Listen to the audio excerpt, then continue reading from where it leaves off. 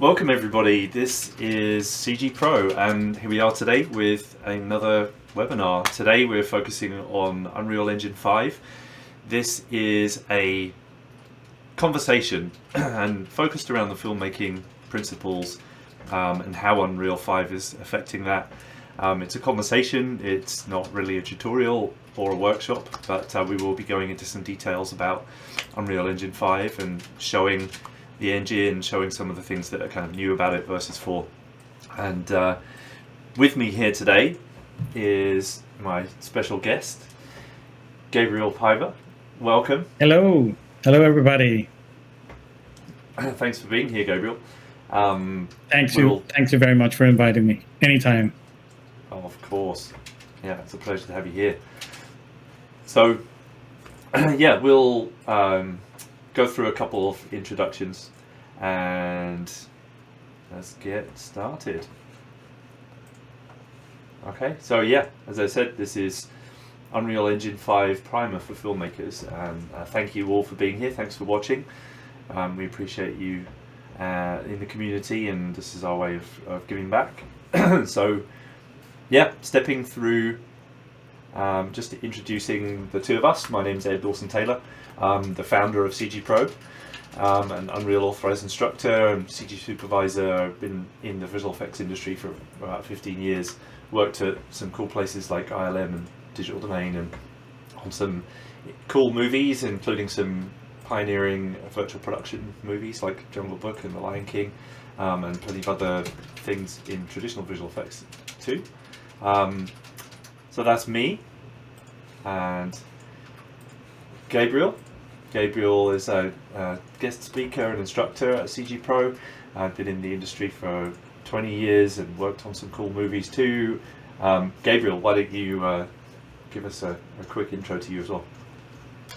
Yeah, I mean, I spent my last 6 years here in Argentina working for a very cool studio that does, most of its work in Hollywood. So yeah, I work in a couple of movies, but at the end, everything was, we need to render faster. So that led me to Unreal.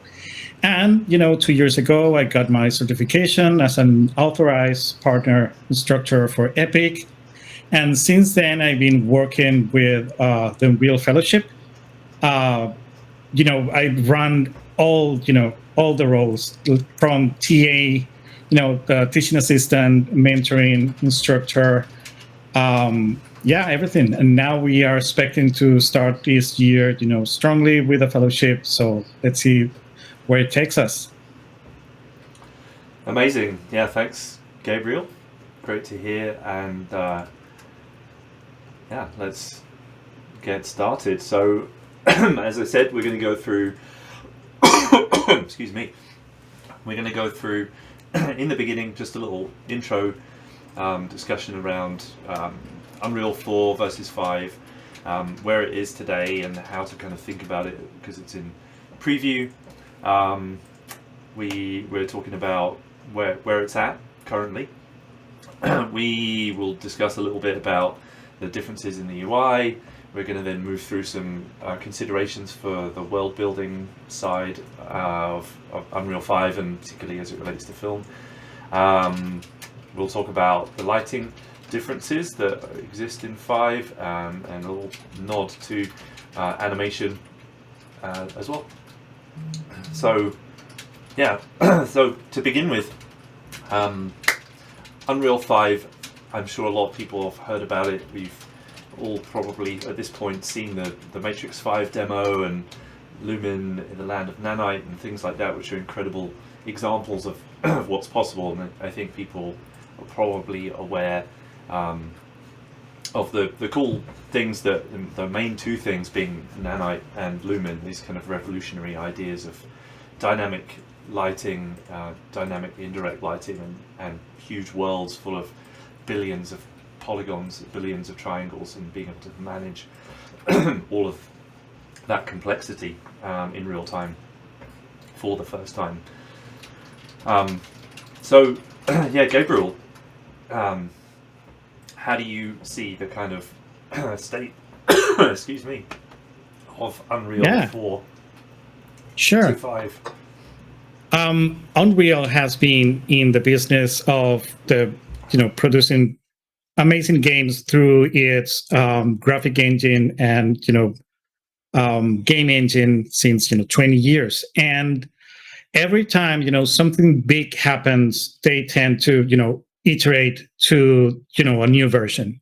For example, when they changed from 3 to 4 was because they were changing all the rendering about how the rendering works in the engine. They reverted from using a forward rendering engine to defer type of rendering process, meaning that it's going to be faster. You're going to be able to use more post-processing at the end of the frame rendering, and that made what we know as Unreal now, right? That defer rendering, and this time around, and of course, being Unreal turning free, changing Matinee for sequencer, everything led to changing from Unreal 3 to Unreal 4. So in this case, we are at a junction again, and it's not really stated by Unreal why they are changing, gears to Unreal 5. It is completely evident by everything that has been released in Unreal 5 that they want it to be scalable, infinitely scalable, and that means huge worlds with a lot of freedom, in the lighting department, so you don't have to bake it all. Everything is going to be, global illumination ready with thousands upon thousands of millions of polygons and with huge worlds. They want us now to give us the freedom of working not in levels, but in complete open worlds, and that is so exciting. Everything that they have worked, Valley of the Ancients, really showcase the world partition, that amazing thing that allows you to see through kilometers and kilometers of maps, and everything is going to be streamed as you go around. So yeah, this time around is let's go big and unrestricted as as possible. Amazing, yeah, and the demos definitely show that. Going through, seeing people loading ZBrush sculpts in, and big, the Matrix demo having a whole massive city loaded. It's crazy, even for offline. That's kind of impressive, but certainly for the world of real-time computer graphics, it's incredible. So we're in this kind of state at the moment where Unreal 5 early access is out, and that's great. And I think a lot of people out there are excited by that, but also possibly a bit confused in a way, because it sort of feels, because it's been out for a while, like it's out and it's available, people can start using it.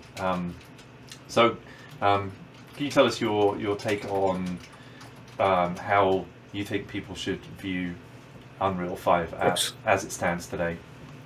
Sure. I mean, Unreal 5 is there was a point in Unreal 4.26 for this whole thing has to do a lot with the pandemic, and it means that at some point 4.26 was going to be the final release of Unreal 4. All right, it was going to be the what is called the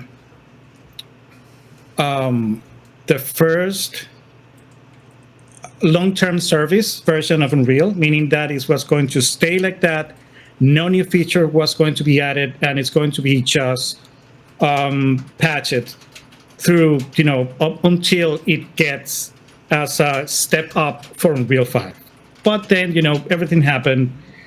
There were a couple of things, I'm not going to lie, with 4.26 in terms of the sequencer.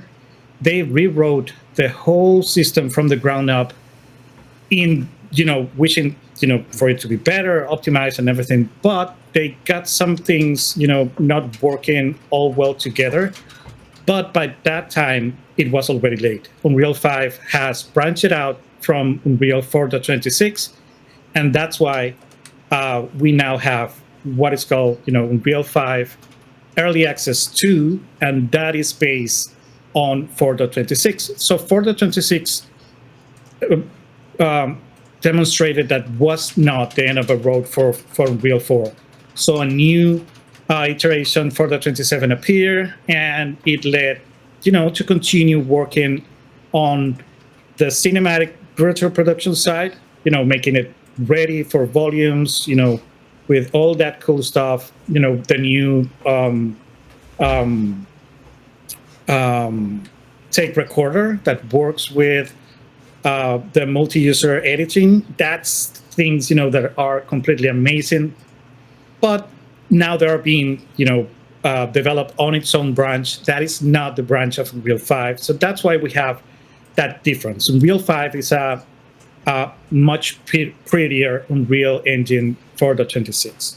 But it came to a time now with the latest version of Unreal 4 that it is completely disconnected. Even there are some things that you can do to a level that will make them not appropriate. Unreal 5 is not even going to see. You try to migrate things from 4.27 to Unreal 5, and you are going to have a couple of of problems to make it work. So right now we're at that weird, place. Not to mention that also what we have is the Unreal 5 launcher version. So this is the consumable, right? This is what Unreal compiles and knows that it's working sufficiently okay to be released as an early access, and they're not, touching it anymore. At the same time, if you go to the GitHub, Unreal 5 continues with the promise of being an open source engine, just like Unreal Engine 4 is and was. So right now, if you go to GitHub, there is, the Unreal 5 early access. You have Unreal 5 main and Unreal 5 experimental. So you can go download it, and if you have, enough of a CPU computer to compile it, you can compile it and get, the latest and greatest of Unreal 5. That is going to be completely different and more advanced of what we have right now in the launcher. So that is more or less where we are right now with Unreal 5. So practically and, speaking, you can talk about our, the, date of release that we can speculate. Yeah, well, I think it gets so speculative that it's probably not really worth mentioning. Although it's allegedly supposed to be soon, but soon is a very fluid term. So practically speaking, what you're saying is that there is a path to migrate from 4.26 to 5. If you wanted to take a world, it's much more migratable from 4.26. 4.27 should not really be considered migratable to 5. So as a practical point for people, if they wanted to migrate a project, be working in 4 right now, and they know that they want to migrate that to 5, they should be using 4.26. That obviously limits them from being able to use all the cool stuff from 4.27, all of the in-camera VFX, new tools and virtual production additions that got added in that version. And yeah, thanks for mentioning that 5 is available on the launcher. You can download it, it's free.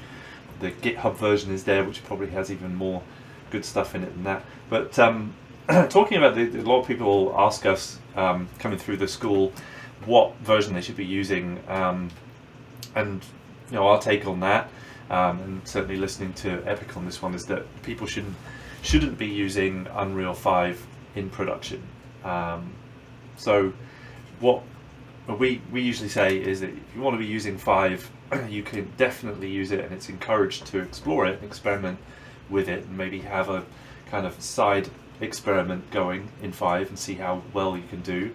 But if you're in production, you should be using 4, and probably most likely 4.27, because it's got more in it. But then that kind of stops you from migrating that project to 5. You would have to finish that project in 4.27 and start with a fresh production in 5 when it's ready. That's kind of how we approach that. What are your thoughts on that? Yeah, I believe so. Unreal 5, I'm not talking about the early access to release I'm talking about uh, just watching Tim Sweeney speak at the end of the year, last year for 2021. He is like so eager to launch it. He's like, yeah, it's to to his eyes, his baby is ready. He's so ready that he even Epic launch Fortnite Chapter 3 in Unreal 5. Now, that being said, it is a complete transfer from Unreal 4 to 5 without, any of the new features of Unreal 5. So it's like running the same code, everything as it was in Unreal 4, in Unreal 5, and that is what is, in production right now. Not from the early access, just from their own, brew of, Juju and stuff that they have working there, But as you see, is as ready as you want it to be. So, of course, using all new features from Unreal 5, you are going to encounter issues, problems, and there are no even bugs. There are simply limitations from the current technology. We're going to surely talk about them, things that Lumen cannot work with, and some things that are going to most surely not be ready for a full production. Now, that being said, it's important to know that this is the future, and in what we can call a short term, we are going to end up with Unreal 5. So everything that you can throw it its way, everything that you can download. I love to save a couple of hours of a week to download some from the marketplace, specifically for 4.26, and open it in Unreal 5 and see how it goes. And see, all right, this is working pretty well. It looks much, much better, and have it side by side. It tells you so much about what Unreal 5 is going to be. But at the same time, you're going to see, all the limitations, stuff, problems, things are not working correctly, simply because it's how it is. Things are not, there's going to be a little bit of a change of paradigm in how we work inside Unreal 5. Right. And it's good to know it as soon as possible. Yeah, absolutely. And you're saying explore it, experiment with it, even see if you can get away with making short pieces in it. That's fine. But if you really need something you can rely on, it's not ready yet. Basically, it's not released properly yet. Right. So you should really use 4.27 for current production. But great to get ahead of the curve and understand what the implications are for Unreal 5. Be ready for it to be out. So that's a good segue into going into having a look at Unreal 5 and taking a look at what some of those differences are directly. So exactly. Cool. So yeah, we have. Just gonna swap the screen that I'm sharing around and bring up a Unreal 5 right here. So yeah, looking at Unreal 5, I'm sure lots of you out there have downloaded it and opened it and checked it out. Immediately, the first thing that you can kind of see is that the user interface is different. Essentially, not wildly different. And one of my first impressions is that it definitely feels very familiar. Whilst they've tidied things up, they've got rid of all those giant icons at the top that don't do very much. Fortunately, kind of tidied up the interface. Created a pop-up content browser at the bottom, which is awesome. You can hit Control Space, bring up the content browser. So it doesn't need to be there all the time. So you can get all your screen real estate back for useful things, as opposed to things that you only need every now and again. You can focus more of it on the viewport. The viewport controls, again, very similar. They may have subtly changed just a little bit. This used to be a triangle, now it's 3 lines, but still this top line feels very familiar. You know how they call that icon? That 3-line icon is the hamburger. Yeah, it's the hamburger icon. Yeah. A very stingy hamburger with tiny Yeah. buns. Excuse me, a little cough today. Yeah, so the triangle's been replaced with a hamburger. Yeah, very similar. This has a lot of the same stuff in it. This view, the view change, perspective to cameras, very familiar. The shading mode, very familiar, although there's a couple of new things in here. Some new visualizers for looking at Nanite, which we will talk about shortly. So yeah, a lot of familiarity there. Obviously the world outliner is pretty much identical. The details panel, again, different look. I like the dark theme. I like the tidiness of it. It feels more modern and tidy. And they've got rid of some of the stuff that was at the top. Some of it's just been kind of shrunk into the modes icon has been replaced with these little miniature versions, so you can pop between selection and landscape and foliage and all of that good stuff. And they've added in more stuff into the modeling tools, which we'll show a little bit too. Hiding, tidying the create menu, so all of your things that you're familiar with in the place actors window, they're also available right here, from empty actors and lights and cameras.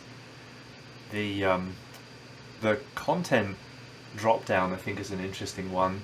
The fact that new in this version we have Quixel Bridge, instead of it being a separate program and having to install a plugin and go through that whole kind of mess of it not synchronizing properly. They've had long enough of owning that, bringing that company in, that they've now integrated it more into the interface. So now you can pop open Quixel Bridge as almost a part of the Unreal interface, and then still do the same things that you're looking for. Yes. The only sad thing about the bridge, it's good and bad, and that is that it is a separate bridge of the one that you have for 4.27 or for Unreal 4 for that matter. And that means that they don't even share the same library. So if you have a bunch of things that you downloaded for Unreal 4, they're not going to be available for Unreal 5. You need to re-download them. And that's got to do a lot with the fact that it works with Nanite and new things that are not available for Unreal 4. That means it gotta be a completely different branch of Bridge. It's a whole different version. It's not the same program as the Unreal 4 one. Right. Yeah, good call. There's definitely something that people might expect. And they're still free, obviously, so you can go down on them again. Bit annoying, but hopefully not the end of the world. So you browse this and use it in the same way that you would traditionally. One thing to note is obviously you don't have that plugin problem anymore. Once you click on something, you have the option to download it in the same way, so you can go search for rock and click on it, the little download icon will appear. Things that you haven't downloaded, but things that you have downloaded will appear in your local library. And just looking at these here, one thing you do actually need to do, which I'll do in a second probably, is sign in. I think that's why I wasn't seeing the download icon. When you're in this view, it asks you to sign in to your account, so you've got to make sure you do that. Once you've got your stuff downloaded, it will appear in this local section, and you can then choose the quality that you're interested in. So I've got this one asset here which has a low and medium option, but this one we have more options, so we've got high and a Nanite version. So Gabriel, as you just mentioned, Nanite, that's something which we're going to take a look at a little bit, but bringing this stuff in, you have the option to nanitize it, if that's a word. Sure. I mean, there is a big part of the ways with how Unreal is working with geometry. And that means that once you have unlimited geometry, you need to get rid of some stuff that was not working well either way. I mean, for example, one of those things is displacement maps. Displacement maps in Unreal have always been, a sensible thing because you need to do in-engine tessellation for it to work consistently.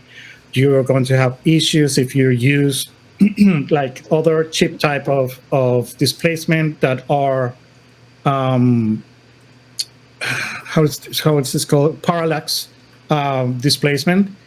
It's not really clean. It has some issues with silhouettes and stuff like that. So in the end, if it's not working, ditch it. And the thing is that Quixel is like its own company, and from the start they were betting for photorealistic stuff, and that meant having a base geometry with all the detail that you can bake in through normals and displacement. And that was good until now we have Unreal 5 and we don't need displacement anymore. In fact, I don't think that there is a complete support for displacement inside Unreal Engine 5. So that means that two things. A lot of what have already been released inside Quixel that has displacement maps are not going to come well to Unreal 5. They're going to have like those to medium and low resolutions to bring them in. And then you're going to have all the new stuff or things that they are reworking. So re-releasing them without, the displacement, but with a huge amount of polygons that now it's going to be possible to drive in Unreal with Nanite. So those are going to allows you to use Nanite or not. And, for the other ones, Nanite is not going to be available. You're going to be able to turn it on once they are inside the engine, but you're not going to get the most out of them just because they're simply not that dense. So just as a reminder, everything that you download from Bridge is going to be in the form of an FBX. And FBX does not support anything Nanite, whatsoever. What it does is it comes with some metadata in it in an XML file, and that depends if you download it with the Nanite intention or attribute. Then when it's ingested inside the engine, it's going to convert it to Nanite immediately, or not if you download the non-Nanite version. It's going to be the same version, just with a flag. Yeah, convert it to Nanite, or allow me to convert it to Nanite once in the engine. Awesome. So yeah, and once you bring something in, you can click add. It will add it to your project in the same way as you would do export in the previous bridge to 4. And then you will see it in your content browser. You can pop that up. You'll see that you have Megascans folder still. You've got your 3D assets, and these two that I've brought in, this sandstone rock, which had Nanite as an option for coming in, and this mossy forest rock, which did not. Once you brought them in, you can pull them into the scene as you would normally. You just go ahead and drag them in. That's exactly the same. And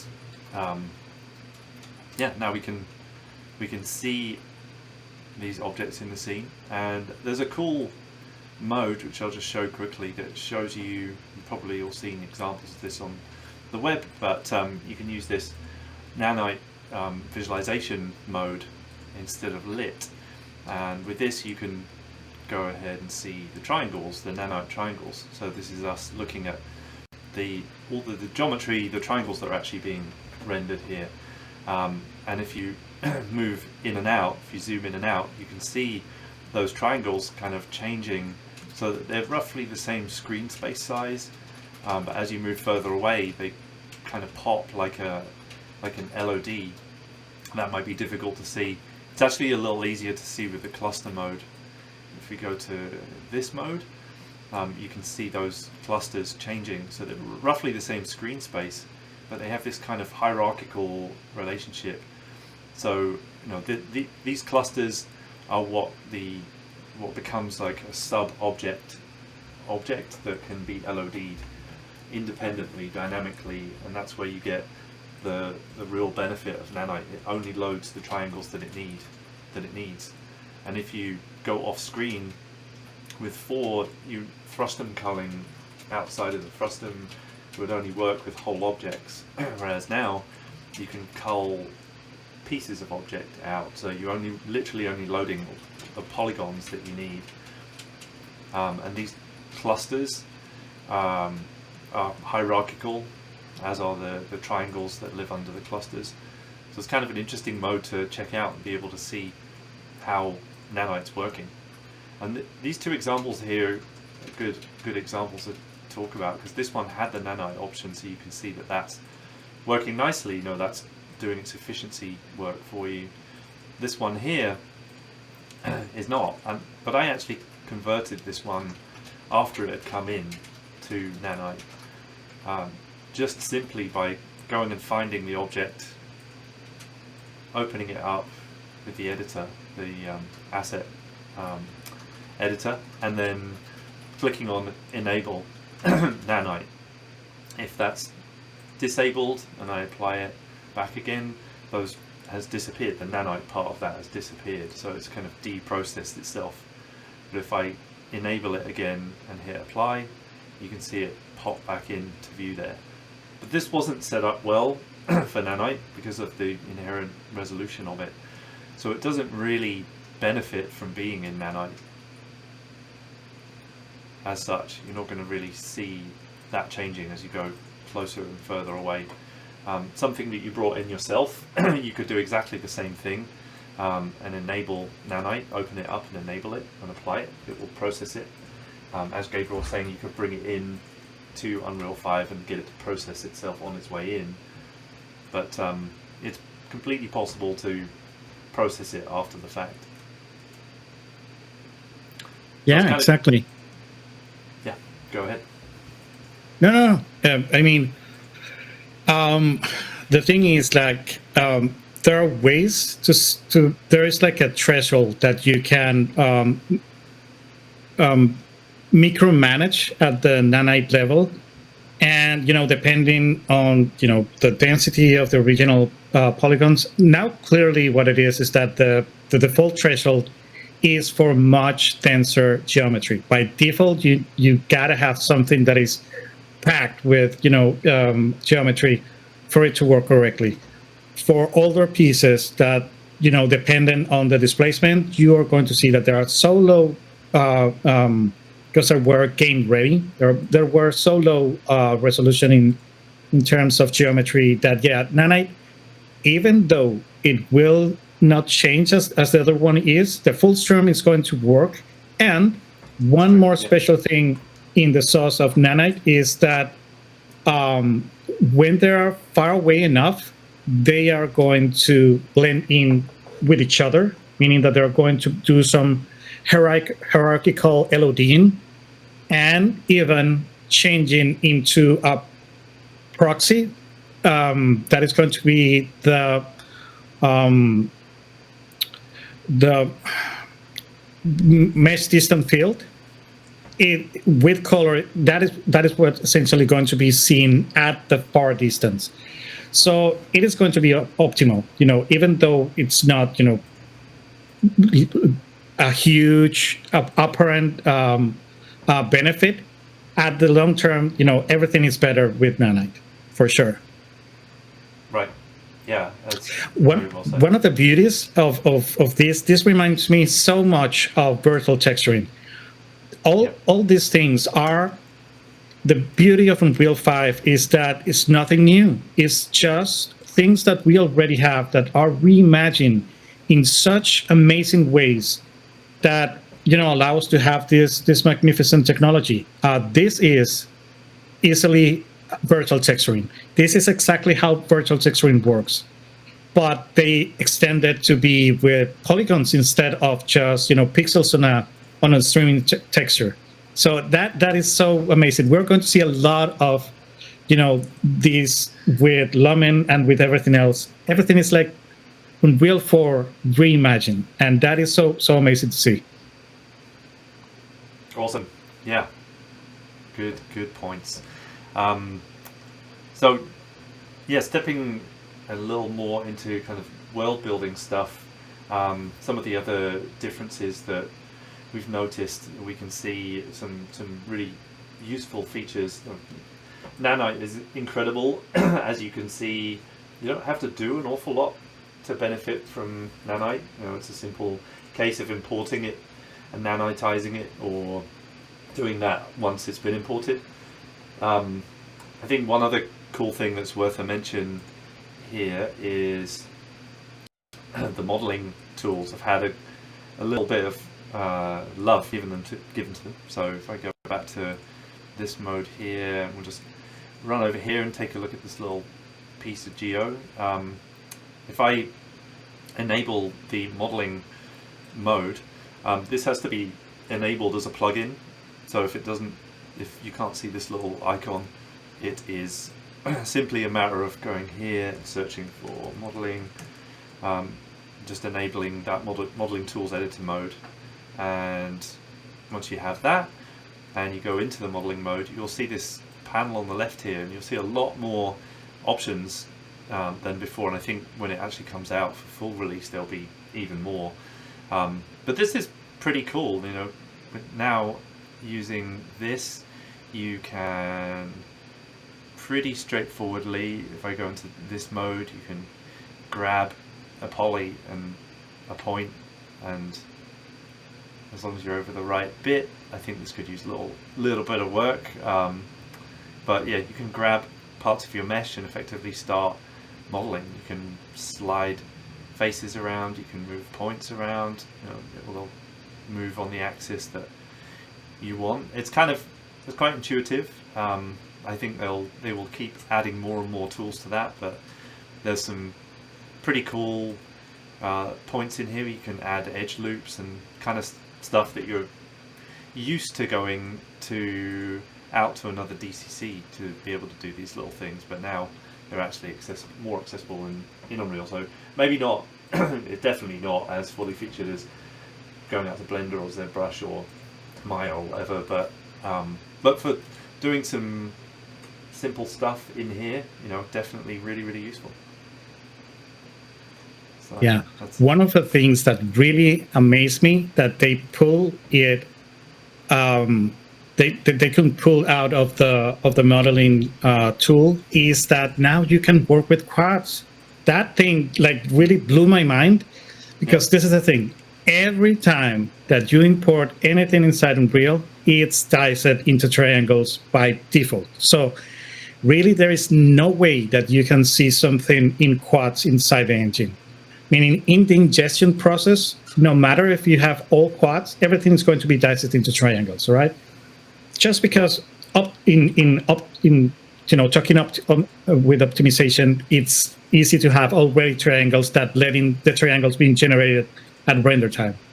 But for you to be able to model, you know, on like a layer above all triangles, because you can see the triangles there, but you're managing to work with, you know, the quads. So it's so, you know, amazing that you can take like a triangularized model and you work with the quads, you know, above it. So it's really like making it quads so it lets you, you know, move things around. But everything underneath are still triangles. So that is a very amazing piece of technology right there. That really amazed me. The first time I saw them doing it, I was like, wow, this is something like ZBrush will be, you know, jealous of having. Yeah, for sure. Yeah, it's really exciting. It's really cool to be able to do things that feel fairly familiar, being able to use these box modeling tools, and yeah, there's all kinds of cool little extrusion tools, and just really quickly being able to make shapes and geometry and then start pushing them around. Yeah. Even if it's just for like roughing in your blocking for your world, it's really, really useful. Somebody I can see in the chat is asking about UV unwrapping stuff. Yep, there is a UV section in here, so you can go and auto UV. Any operation, I should say, when you do this in the modeling state that it's in is kind of a temporary state, and it hasn't cooked itself down into a a static mesh yet. So it's really important that you remember to accept all the operations that you do. So if you do use one of these project or unwrap or UV functions, or even any of the modeling steps, that you have to accept the changes, and then it becomes a new actor. You can see in the world outliner here that when I created this extrude, is not what I'm going to create. So when you, okay, that's more like it. So when you click on this, you finish it off. Excuse me. You have to hit complete, and then it actually becomes a proper asset that can live on disk. It becomes its own. You have to cook it into existence effectively. So one of the things that really amaze me is the Boolean options are very, very clean, and that is a hard thing to find out, you know, on other DCCs. I've been playing with it, and even because you take, this is very useful because we now have this huge, amazing gallery of 3D assets in the Bridge marketplace, it could be called, or, you know, in the Bridge gallery. And now you can bring them in, delete the parts that you don't need, or merge them together, you know, by Boolean. And that is a very amazing thing, because when you Boolean them, they're not, you know, intersecting with, you know, all the slack inside, you know. No, it's like you merge the things and they're clearly, you know, sliced, so you don't have any slack inside. So things ends up being, you know, polygons in contact with polygons without, you know, with a void inside. And then you can, you know, fix UVs or do what you want with it. So it's very amazing to work with these tools when you are rapid prototyping and you want to have things, you know, working fast inside Unreal. I use it a lot in the fellowship, you know, deleting some phases or teaching people how to delete phases of stuff that they bought on markets that they don't need. Like, I love the door, but it comes with the frame. Like, how can I get rid of the frame? And, you know, open up the modeling tools, get rid of those phases, and, you know, be done. It's very good to have it as a, you know, a second option to a DCC. Awesome, yeah, and yeah, I'm sure it will continue to get more and more love. And yeah, the Boolean thing, absolutely. I think Houdini's really good at Boolean, but most of the other programs not so much. It's a pretty hard problem. Cool. So yeah, another thing that we can see is this idea of talking about, you know, world building principles, is the how worlds are composed. We're all very used to having the levels editor and looking at the groupings within levels and sub-levels, and that still exists in 5, but we have this idea of world partition, which is kind of superseding the world composition and being able to divide your world up automatically into sub-levels effectively. Yeah, what are your thoughts on that, Gabriel? Yeah, you know, the level system and the nested level system inside Unreal is very practical. It even finds its way into virtual production by allowing you to have like this master level where you can load in, you know, all your scenes, because it happens that not always you have like a short where everything happens in the same place.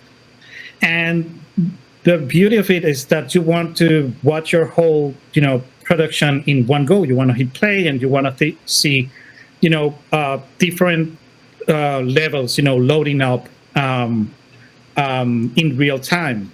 And that is a very good thing to have.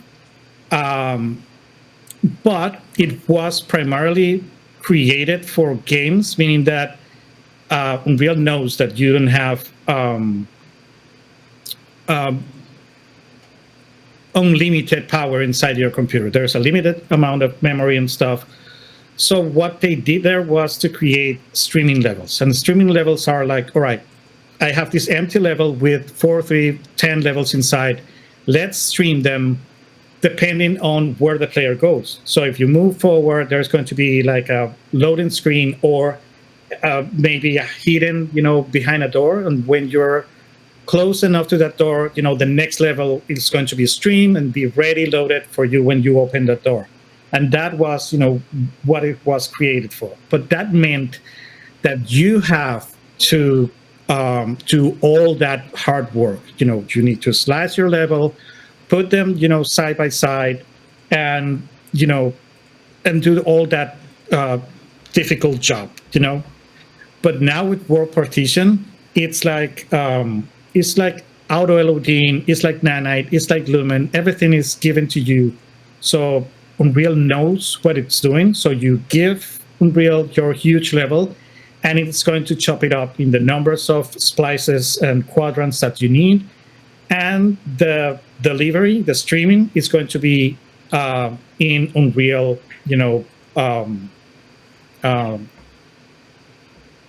processing. So you don't need to think about it.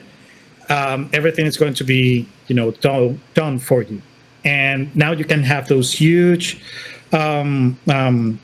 levels all loaded together, and you just need to move around, and that's it. When you move around, everything is going to be loaded and stream it your way. So it's now easier than ever to create, huge environments or different environments and being loaded all together into one level. Awesome. Exciting stuff. So we're going to get these giant and, worlds full and again, of geometry. It is so silly that world compositing existed in Unreal 4. And that was a way of, dividing a huge landscape into discrete little packages that are more manageable when you need an army of people to lay out like a city or a huge map. Imagine Red Dead Redemption types of, of sizes. Like you need a real, army of people to work with it. So having your huge map divided in different levels was a very good thing to do. And so Unreal had world compositing, and that was exactly what it does. It, saves you the time of having to slice your landscape and divide it into different levels. It was done automatically that way. That meant that you have different levels. People could work on different levels at the same time. And each of those levels could have sub-levels in it where you can divide different tasks like lighting, camera work, animation, layout, architectural, and so on and on. But now it's even further. Now they took that and now it's better. That's the beauty of it. It's like a pro version of Unreal 4. Right. Yeah, in almost every area. Yeah. Yeah. Very cool. So, another big thing that's got a great big upgrade is the idea of lighting. We've already talked about world building and the optimization principles, which are becoming more and more automated. So where lots of work used to get done in optimizing, there would be a second stage to building all of your stuff. You'd have to redo it all again. It's like UV mapping is like modeling your asset again, and then you have to do optimizing on top of that, which is like building it all over again, maybe even several times for LODs, which is time consuming and annoying, and nobody likes it. Well, occasionally maybe satisfying to do a bit of UVing if you want to kind of switch off, but essentially nobody really wants to do that kind of invisible work, which it takes a tremendous amount of time and resources and energy, and Nanite is really helping to avoid having to worry about LODs, having to worry about hierarchical LODs and all this extra stuff. The world composition and subverting the levels principle is helping to not have to worry as much about how you're partitioning your world up. And lighting has had a huge upgrade.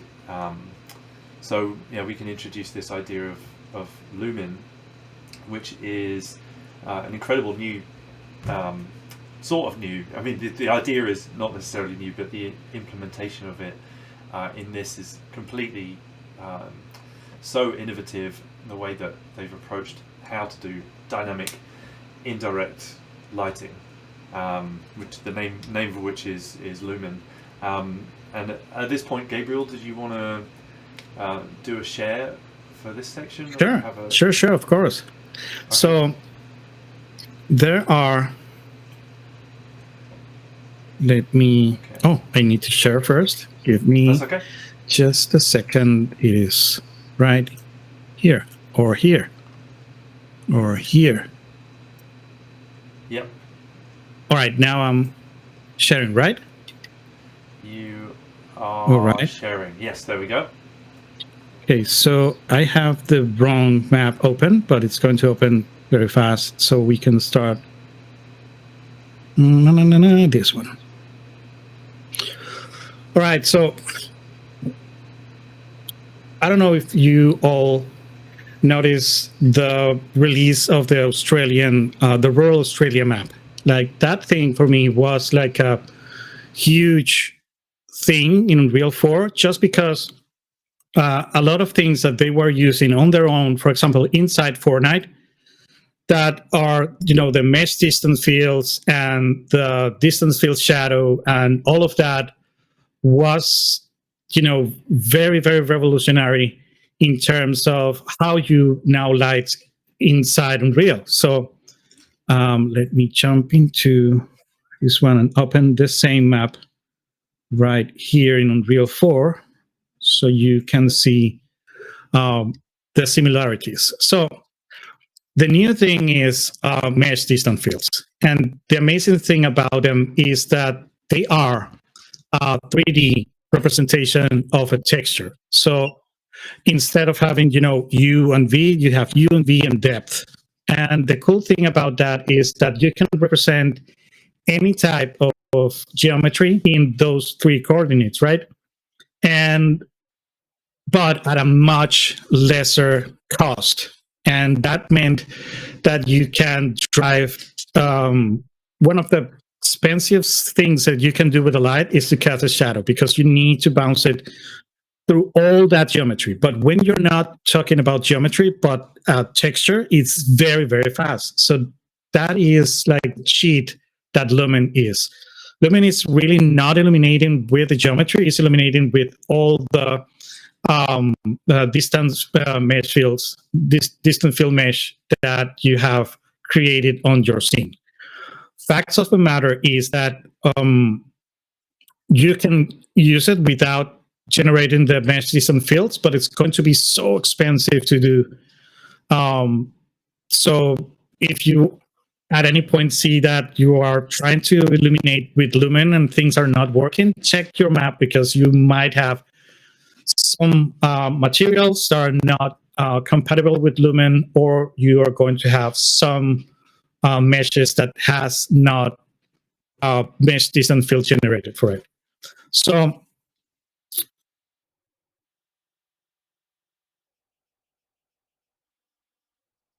weird. All right, that map was the first map with I knew by then what mesh distance field were, because they were used in Fortnite, and I was testing with them because they allowed you to do real shadows, meaning that there are shadows that are sharpened at the contact and spread at distance.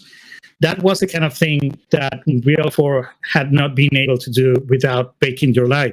With a dynamic light, you didn't have that special effect. And once you generate those distant field mesh, you were able to do that kind of thing. And that I was so excited about that possibility. And when they released this demo, was like the first time that a professional, this is how mesh distance fields should be used. And this is it right now. So it's compiling shader. All right, this is not going well. So this one you can download on your side and play with it. You're going to see how it is made and the good things and the bad things about it. Like, the good thing is that you're going to generate very easy shadows, and the bad thing is that it is generated at the first pass of the rendering, meaning that you're only considering geometry. So materials, shaders are not there while you are generating that shadow.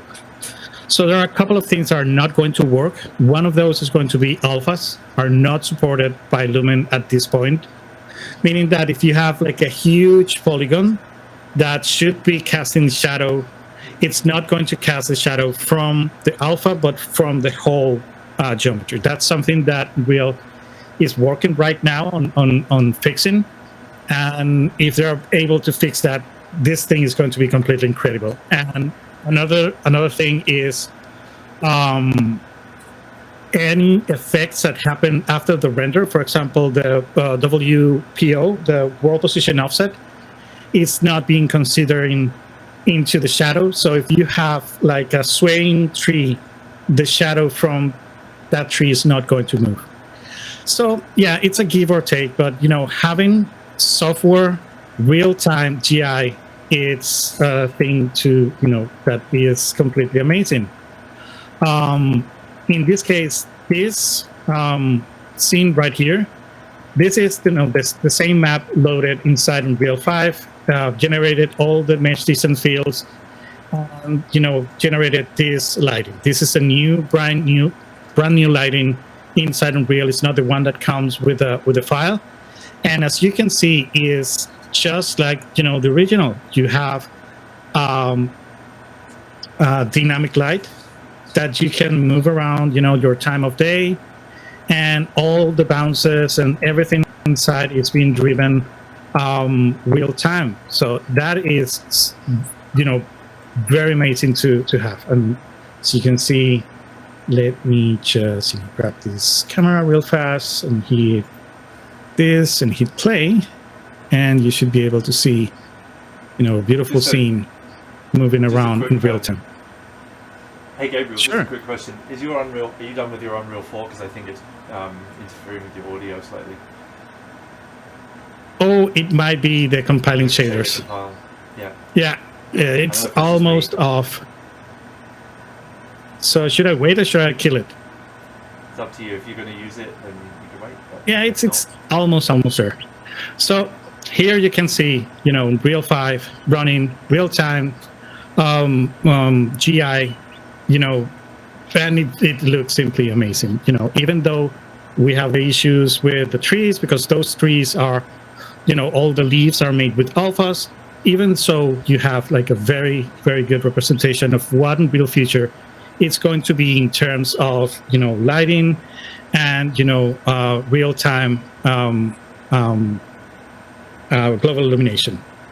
So if we get back to Unreal 4, you're going to see that this is, I don't believe this is the original one, but you can see that if you go far enough, you're going to see that there is no movement on the light, on the shadow. So let me check if I have distant field shadowing turned on. Oh, it is. But how far is it set? Oh, well, yeah. I will have one of those, working for the next time. But this is the thing.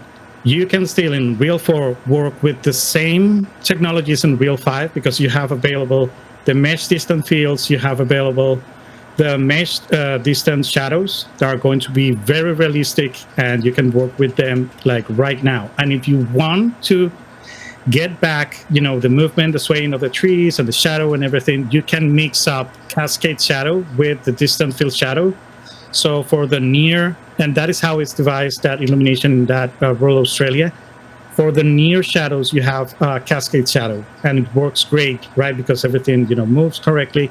And for, the far shadow, you have everything in mesh distant field shadows that is even faster than cascade, and it looks much, much better.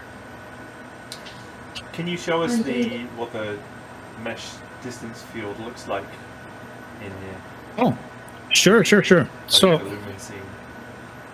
let me see if I have this right here. Oh, I need to eject this. Right. So if you go show, visualize, and you can see the mesh distant fields, there it is. This is everything that is being driven by the mesh distant fields. And as you see, there are a couple of things that doesn't work with mesh distant fields. One is landscape, still not there.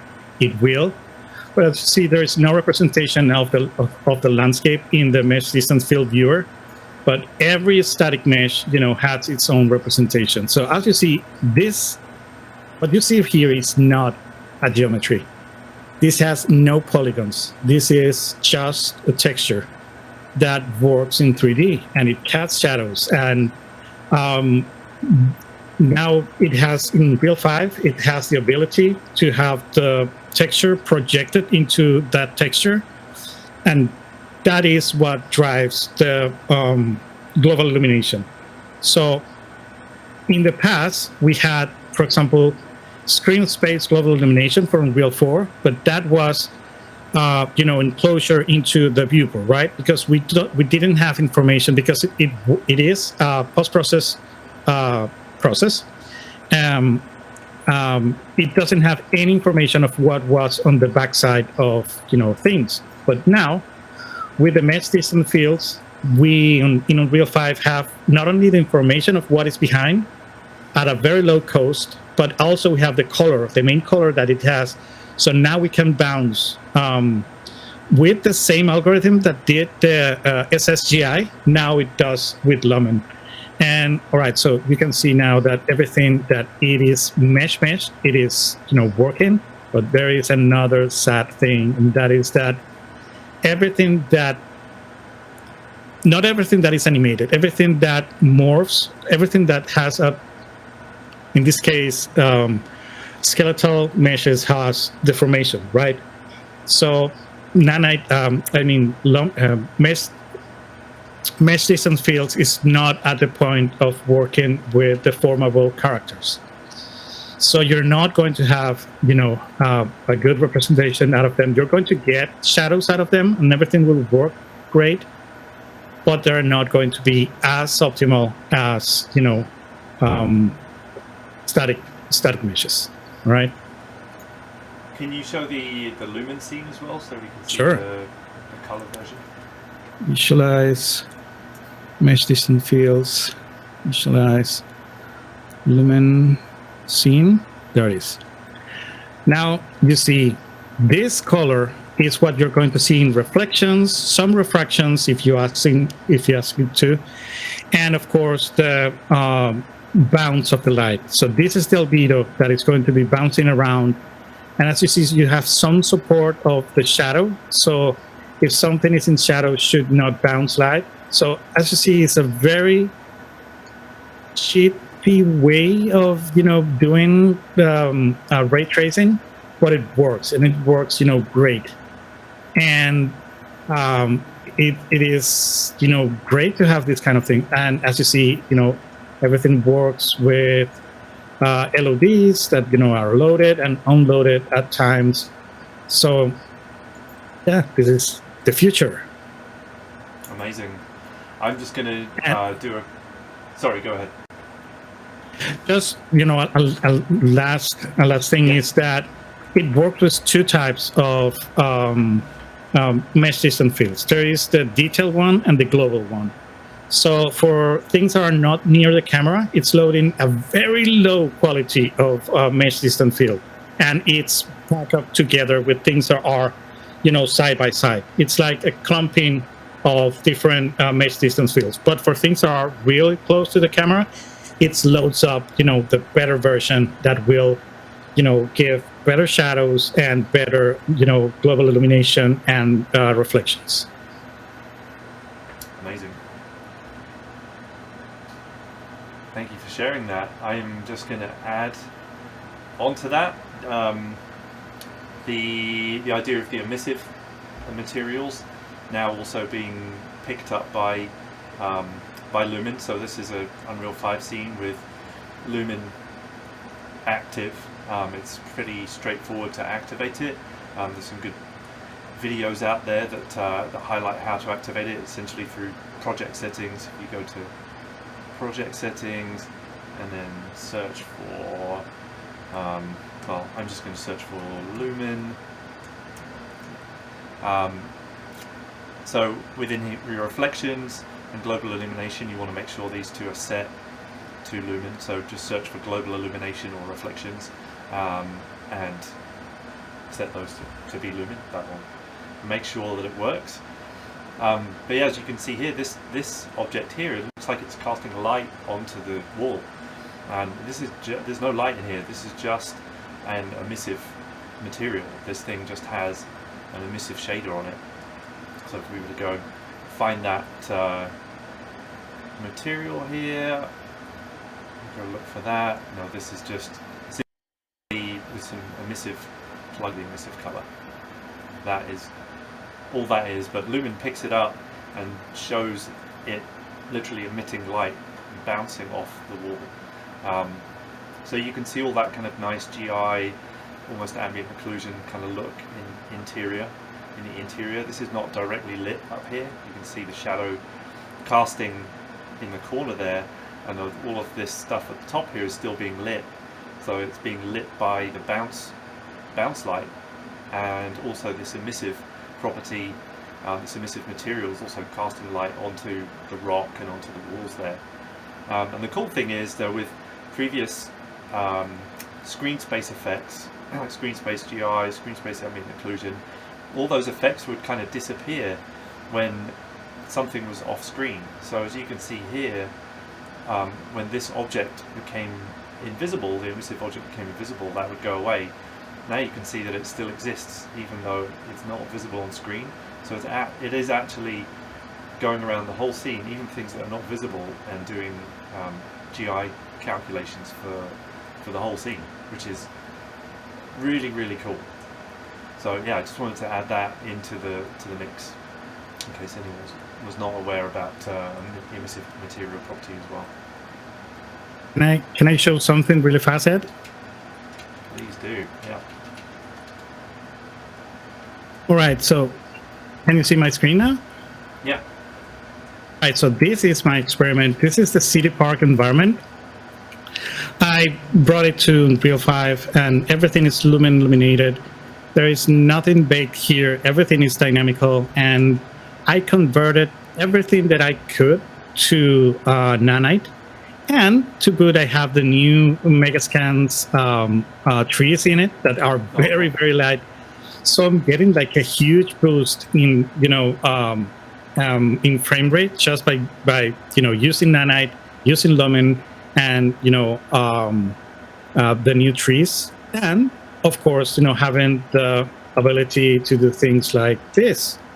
And so if you come in here, you're going to spend a while and everything. This is all being driven by Lumen global illumination. There is no light inside. There's only bouncing light from the sunlight outside. And that is so amazing to have. You have like reflection, everything is, as you see, you can turn around your camera and nothing is going to be cut because it's not screen space. This thing is really, driving the reflections and light from the outside. This is one of the, my better experiments with Lumen right now, using this map. Everything looks wonderful. It's so realistic. I'm really impressed with what Unreal 5 can do. Me too. Yeah, it's super cool. It's really getting that to the point where you can add all the detail in with geometry. You can add in all of the lighting, indirect lighting. Make it, the fact that it runs dynamically is incredible. We're I have a couple of bookmarks if you want to see. So sure, there is another thing that you must consider, and that is things like this. For example, this is it huge lower pass.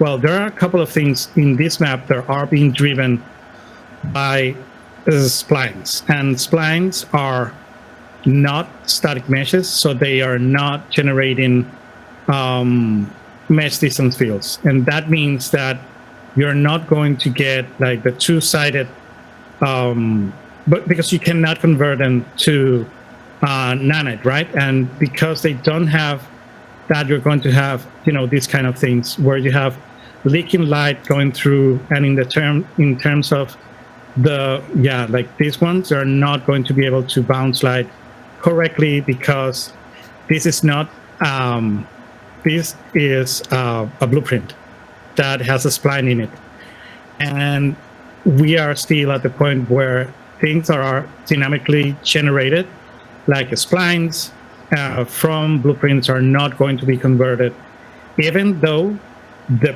piece that is being stretched into the shape of the spline, the whole spline is not going to be able to work as a nanite shape. So it's not going to be completely accurate.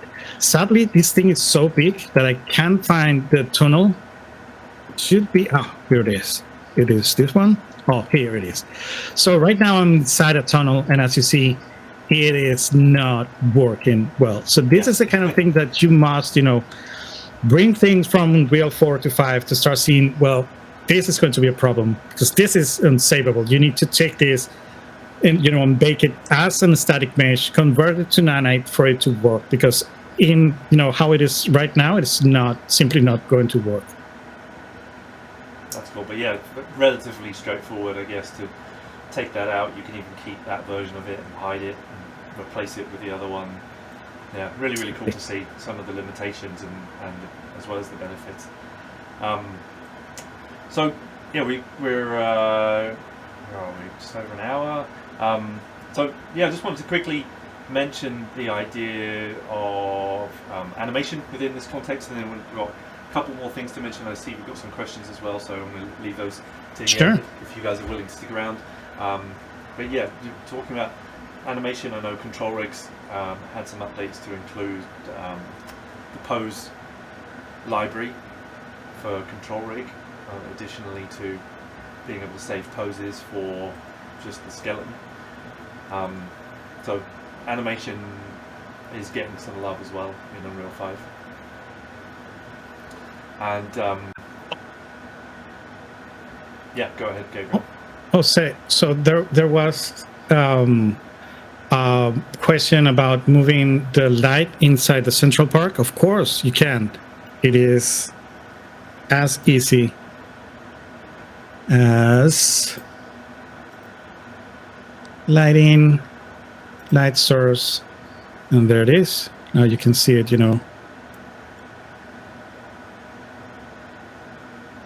like 6 o'clock, even lower. No, there it is. And everything is and dynamically generated. Now, take a look at this one thing. The reflections in the water. Water is transparent, so water is not being able to work with Lumen. So we still, if you look at the left side, you see that it's cutting. We are using screen space reflections in the water, not Lumen. That's why this part is missing. There's nothing there to be, so yeah, it has nice things, and and as you see, it's going to take a little bit of time for everything to. Yeah, that's it. Yeah, because it does take a second to warm up, because it's doing some of its calculation over several frames as opposed to doing it absolutely instantly, but it still has the great look. Yeah, of course. So other questions? Going the arch. Yeah, we saw the issue with the arch. Basic elements with no city for the real elements like terrain looks great, but haven't seen much about 5 water. Yeah, about that, there isn't. All right, let's say it bluntly.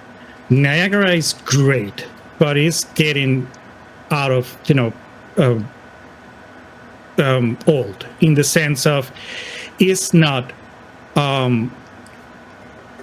updating with the times. Like everything now is volumes. You need to work with volumes. Every type of volumes that you can manage to make it work into a program is going to be the best way to drive simulations. And Unreal does not work, for example, with BDBs. And BDVs is like the quintessential way of moving around particles, fluid simulations, fire simulation, everything that got to do with simulation. However, you can produce things like vector fields, and if you can manage to make a good fire animation in a program like, I don't know, Blender, you can export that vector field inside Unreal, and that is going to drive the way that the particles move inside the engine, and that is going to give you the best results out of a simulation inside Unreal. Niagara is great, but it could be much better. Now, one thing good about Unreal 5 is now it works in simulation with chaos. Like, chaos was a failed try at Unreal 4 because you need to have like a chaos version of 4.26 and 27. You can still have it, you can download it. Chaos is much better than the normal simulation that you could use inside Unreal. So if you have time and you are really into simulations, you must check that. And now in Unreal 5, it is by default inside the engine. So everything simulation wise inside Unreal Engine is chaos capable, but you need to make them yourself because there's not much content for it right now. But it's a good thing to start looking out and getting smart about it, because it's going to be much better than what we used to have. Awesome. Yeah, and there's lots of really amazing efficiency work being done that can bring in simulations from outside places that do simulation a lot better than Unreal. So I just want to take a couple minutes here. I'm going to just show another couple of slides, and then we'll come back and finish off the questions. So I just want to, I'm just going to share my screen one more time. Just for anyone that's interested in what we're doing at the school, if you like what you saw today and you want to take it further, I just want to give you a couple of options. It won't take long. So what do you want to do next? Basically you need the hardware, you need to make sure you've got Unreal. Your computer costs a couple $1,000, can run it, and spend a little bit more than that, you get some more power. Unreal is free. There's tons of great learning resources out there. If you want to take this further, Epic has an incredible learning portal full of amazing information that's free. There's some great forums on social media like the Unreal Engine Virtual Production Facebook group, and YouTube channels galore. You can obviously go to university, and there's online training programs if you want to learn more about Unreal in general, as we're moving towards 5 being more and more used. Some of the challenges with that, sifting through all the information. There's a lot of information out there. We hear a lot that people find that challenging to find the right type of information, whether it's current or not, and just there's so much of it, it can be quite confusing. There's obviously universities, which are really fantastic, but they can take a lot of time to go through, and also cost. And then there's online training from industry professionals, and guess what? That leads into us saying we are a school and we do classes, and if you would like to come and learn from us, I'm still a teacher in our school. Gabriel teaches us as well. We have all of our instructors are top-end industry professionals, and if you wanted to come learn with a real instructor live, be able to stop and ask questions, then we have some opportunities for doing that.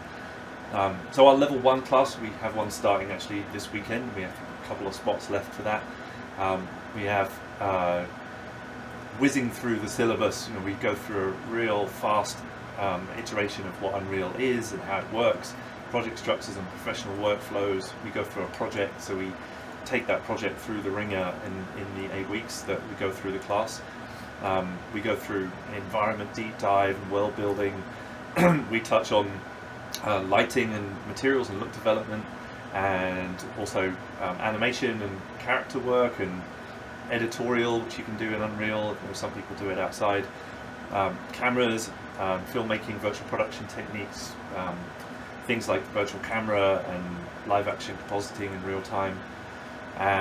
Rendering and optimization, two big important areas for getting the imagery out the other end.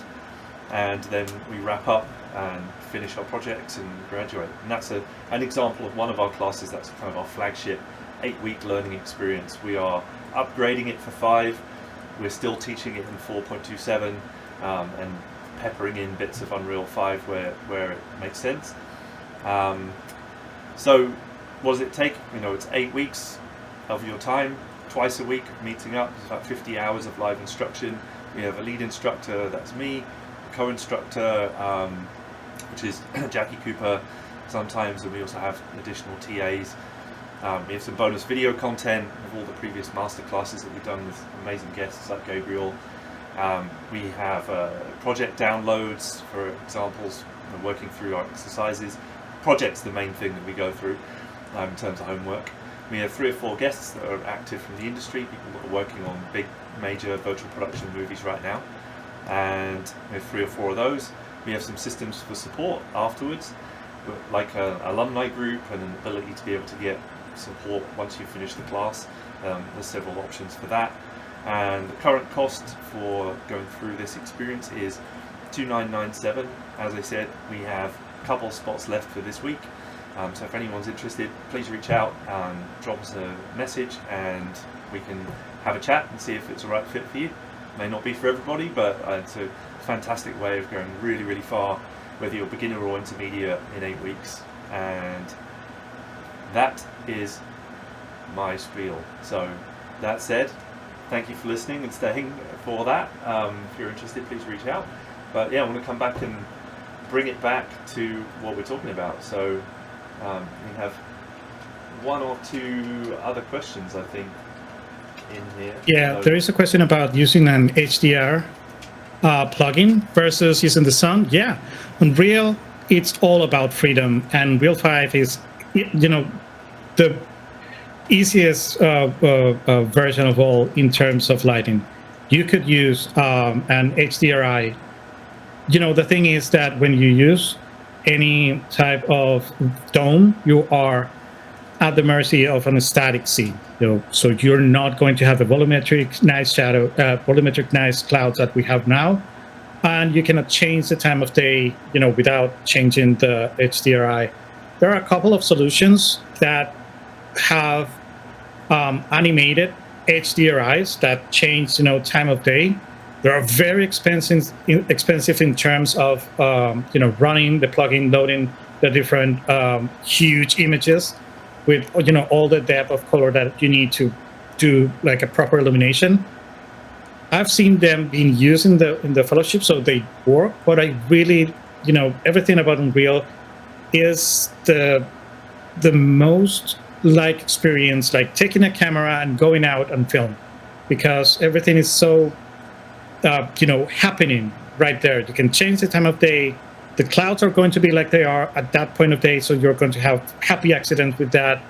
And so everything is not being, set in stone like in other DCCs. This is very liberating way of, doing art and films and movies and shorts. Amazing. Yeah, and I think it's just a great point in general that using this tool as a real-time tool, getting the most out of it, you should try and make everything as dynamic as possible, especially as they're now adding in things like Nanite and Lumen to make it even more possible to make it dynamic, and stopping the need for baking lighting and fixing geometry, and having it, getting the most use out of this. It makes sense to use dynamic things, and HDRs are not dynamic. So using the dynamic sky, I think the ultra dynamic sky in Marketplace is a great example of that. Someone's done a lot of the work for you and packaged a really great tool together to be able to have a dynamic environment as opposed to a fixed static image environment. So there was another question about using it for virtual production. Like, no, it's really what is really lacking inside Unreal 5 is anything good from virtual production. That merge is going to happen soon. At any time, they're going to take everything good that they made in 4.27.2 and they're going to bring it to Unreal 5, but it's not there yet. And yeah, it's really not the way to go right now. Someone was asking me also, like, working in VR and AR, it's really not the purpose of Unreal 5 right now because of Lumen not being as fast as it should. It's not working well with VR. It doesn't work. And VR, with the forward shading, it's not, the forward shading is not completely compatible with Lumen right now, and you need forward shading to do anything fast-paced for VR. Like hitting the 120 FPS frame, it's still a game of baking lights, using less light, using lower geometry. It's not the solution. Nanite is not going to be the near solution for the geometry problem for VR. Yeah, really good point. Yeah, it's really important to remember what you're using the stuff for and what you're using it on. And now people think that Unreal 5 is getting rid of optimization, which in some senses it is in some ways, but optimization is always going to be important, at least, well, for a long time anyway. I mean, there's things I've done in Unreal that have been VR experiences that ran on a phone, and there's actually no way that you're going to get Nanite running on a phone, so you're going to be back to the old school. You're going to be doing it the same way we've always done it. It's really important to know those skill sets still. We're not completely doing away with the way that we used to do it. It's just now you've got these options that are opening up to be able to do it in a different way. That's an important point, yeah. Sure. Anything else? Yeah, one last thing is that the latest and greatest profiling and optimizing tools are not available for Unreal 5 right now. They are on the 4.27 branch. So I can't remember now how it's called. The latest tool for profiling. It's I can't remember it, but yeah, that thing was developed for 4.27, and it's great. It's amazing. You're going to be able to do very in-depth optimizing of your projects, but it's not available right now for Unreal 5. We have in Unreal 5 whatever we have before it. That is very good. You have all the profiling tools available at 4.26, but the latest and greatest is not on Unreal 5 for now. Right. Yeah, really cool point. And yeah, I think just going back to what we said in the beginning, that knowing that this stuff is here, kind of, get playing with it, experiment with it, try it out, be ready for when it does come out. But we kind of know that it's going to be missing one or two things when it does come out for production. So there's a good amount of time now to learn Unreal if you haven't already learned it, to get ready for 5 before it starts being used properly in production, and yeah, just being ready. There's a little time right now, and there's a lot of opportunity, I think, coming. There's a lot of opportunity right here right now. We're seeing tons and tons of positions in job boards daily, and a real lack of supply of artists is a great thing to be learning, and I think that's only going to increase as 5 comes out. So yeah, it's a really good time to get in if you're not already, and if you are, start playing with 5 and getting used to some of the nuances and differences. Some of them will change, but yeah, always good to as one of my mentors said, stay ready so you don't have to get ready. And that's a good, I think, state to be in. Anyway, this was fantastic, Gabriel. Thank you so much for joining me today, and I really enjoyed this. I hope everybody out there enjoyed it too. Thanks to all our listeners for watching and listening. Gabriel, thank you so much for being here. Thank you for inviting me. I really enjoyed this meeting and chatting. It's great. Let's do it again, because it's great. I love it. Awesome. Well, I will hold you to that. We'll do it again soon. Thank you all for coming. Well, thanks everybody. We will see you all on another one of these very soon. Check us out at becomecgpro.com, and we're here to help if we can. Thank you. Have a great day.